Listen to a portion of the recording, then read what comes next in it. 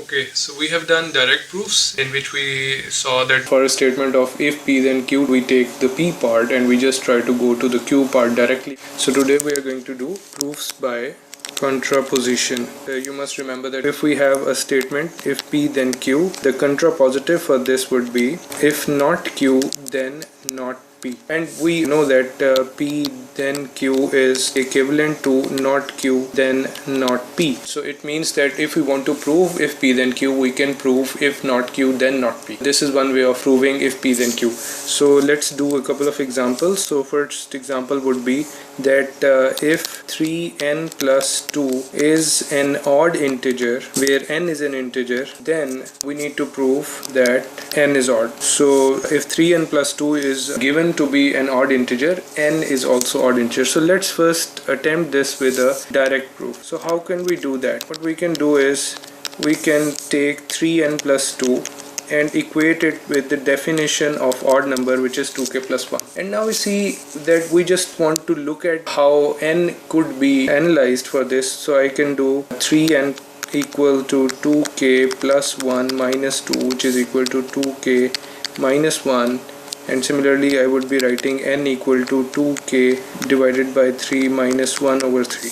So this statement doesn't give me any insight about the value, what the value of n could look like if 3n plus 2 was an odd number. So it's really difficult to tell what n could be. So that means we can say that direct proof has failed us and we won't be going anywhere further with this.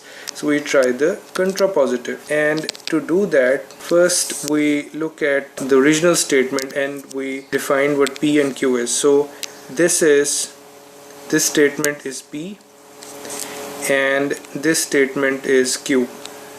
So what we need to do, we need to invert both of them and replace their values in if P then Q statement. So we do that and we write down the contrapositive, which is if not Q then not P will be written. So what will be the value if we invert this thing?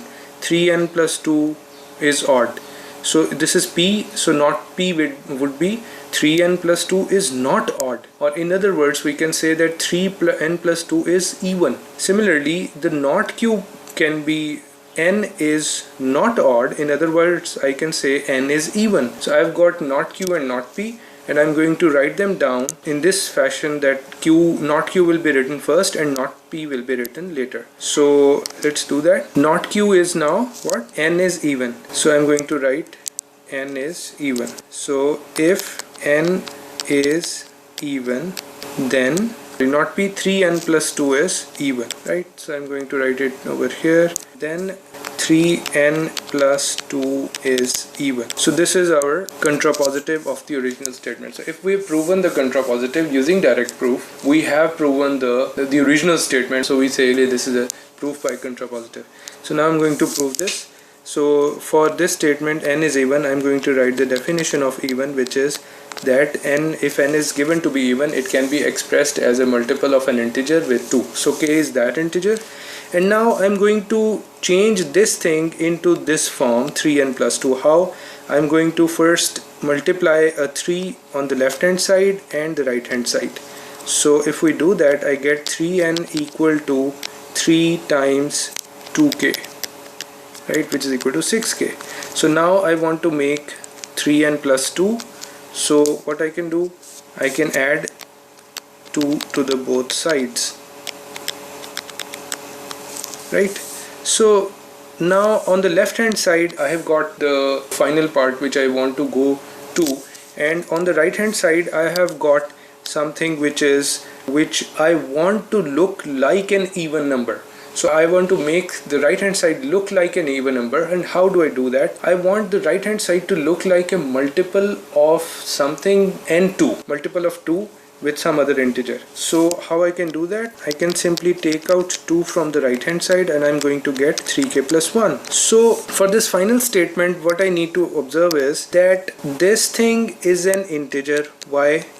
Because k was assumed to be an integer and it is being multiplied with 2, and when an integer is being multiplied by 2 or is a multiple of 2, all of this thing can be said to be an even integer, right? There's an integer being multiplied with 2, so this collectively is an even integer.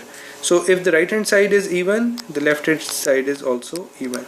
So there we have the proof. We have proven that if not q, then not p is true. Therefore we have proven that if p, then q is also true.